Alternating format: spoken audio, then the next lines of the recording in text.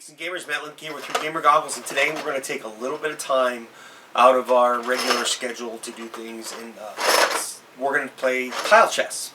I'm not going to do a full playthrough of the game because it can take up a vast amount of space, and it's just me right now, so maybe in a little bit we'll get a playthrough with my children. But tile chess is a chess game. I mean, it follows pretty much all the there are certain rules that change, which we'll get into that, where you actually build the board before you start to play with these pieces, which I don't know if you can see that, but that's a pawn. Was it a pawn? Yeah, that was a pawn. You know, you got all the basic pieces, and for the most part, they follow the basic rules of the chess. So we're going to go ahead and we're going to set up the board in the demo, and I'll give you a real quick overview of tile chess from Steve Jackson Games. So this is tile chess from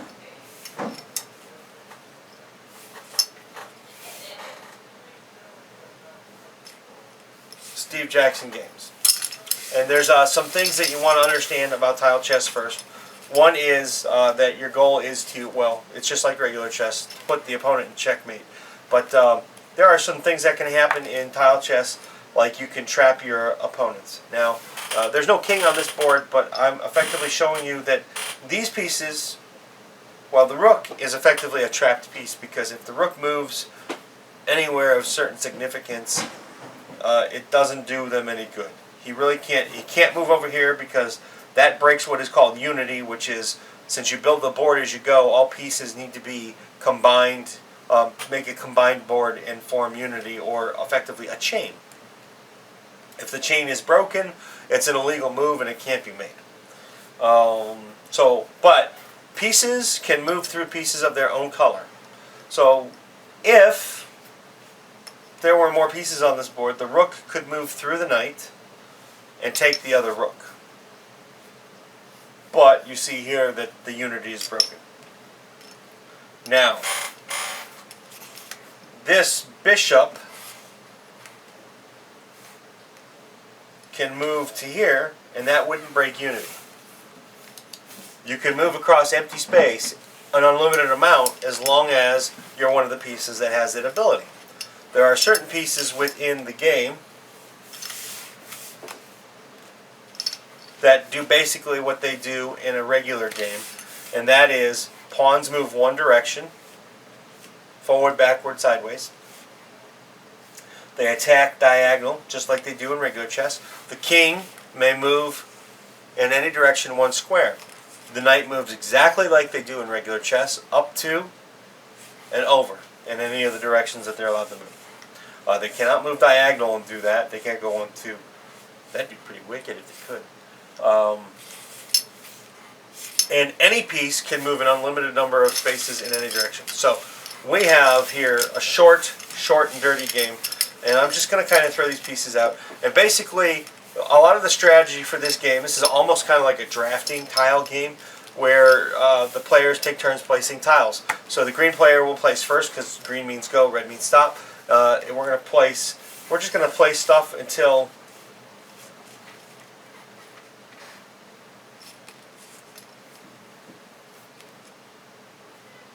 I'm satisfied.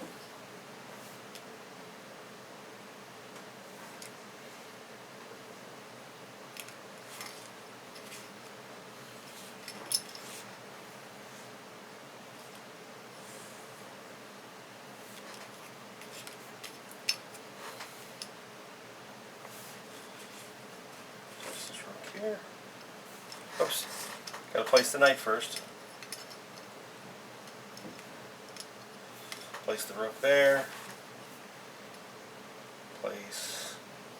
Can't place the king where there's a threat. Place the rook here. Place the bishop there. Place the queen here. Place a fourth pawn there. 7. That's 7 pieces. That's 8. So now I only have the kings left. Place this king here. And place that king there. Green player's first, so the green player is actually going to do something that's kind of threatening. Up to there. And he has the king in check. So now he has to deal with the knight or move the king. And he'll go ahead and move the king here. Now, the queen is pretty slick. She's going to go ahead, move through her pawn, move through the empty space, and take the bishop. Just to show you that it can be done. The rook is trapped, so this actually turned out to be really good. This rook cannot take the queen, and this rook threatens the king. So the king can go here or here.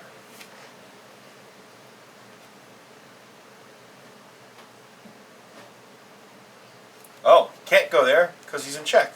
So the king must go there. So the queen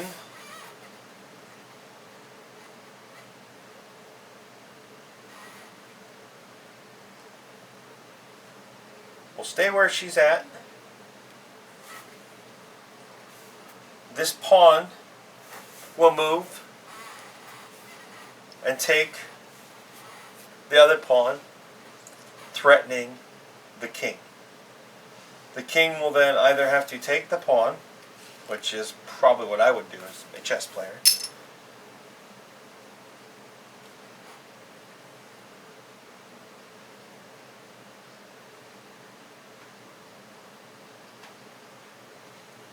and then the queen will move, do something. Maybe the knight will, the rook will.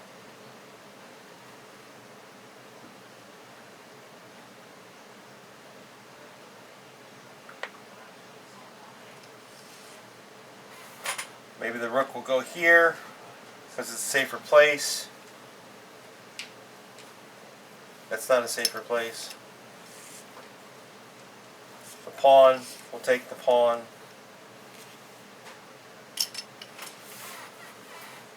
This pawn, probably take this pawn.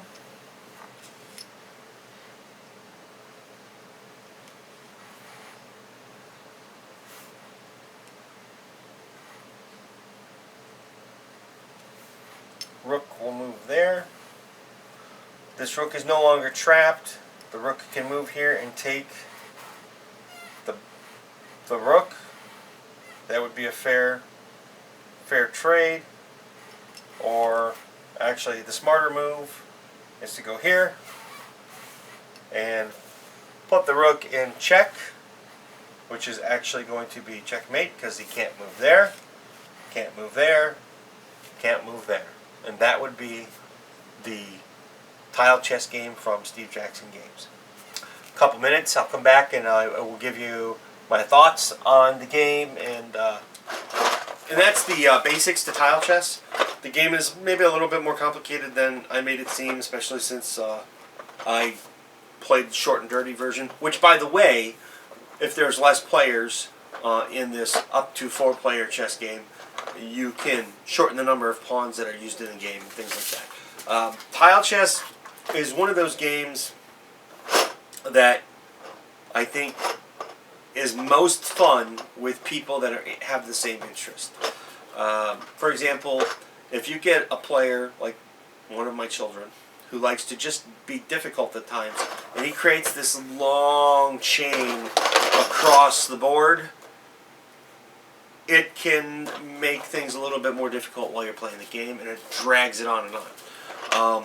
Which, likewise, the same can be said, that is just a danger of the game. You can easily put yourself into a position where you just kind of messed up the board for not only yourself, but everyone. But, with that said, if you like chess, and you want to think at a totally different or new level, tile chess definitely brings chess up a notch or two in thinking, for many reasons. The fact that you get to move through pieces of your own color, the fact that you can move across open spaces of the board. It's a great game, I think, for just about anybody who enjoys hard-to-think games. I think part of tile chess is not outsmarting yourself or outthinking yourself. It is certainly worth your time. It's not a very expensive game to purchase. It's inexpensive. And if you're familiar with the rules of chess and tile chess, you could easily play an opponent probably in 20 minutes. Or you can set it up and play... Wow. You can just set it up and play over the course of a couple of days and just leave it out. What I just thought of, and if you guys are watching from Steve Jackson Games, I would really like to see this as an app. This would be a great Android app. Man, it would be a great Android app. I wish I knew how to program. Anyway, I am a fan of tile chess. It's one of those games that you can come back to and will almost, because you build the board, it will always have a different feel to it. The strategies and tactics might not change because they're chess related, but it is one of those games that just allows you to go. So thanks for watching. I hope you enjoyed this. Please subscribe to our channel. The more subscribers we have, the more we can do for you. Thanks for watching and have a good day.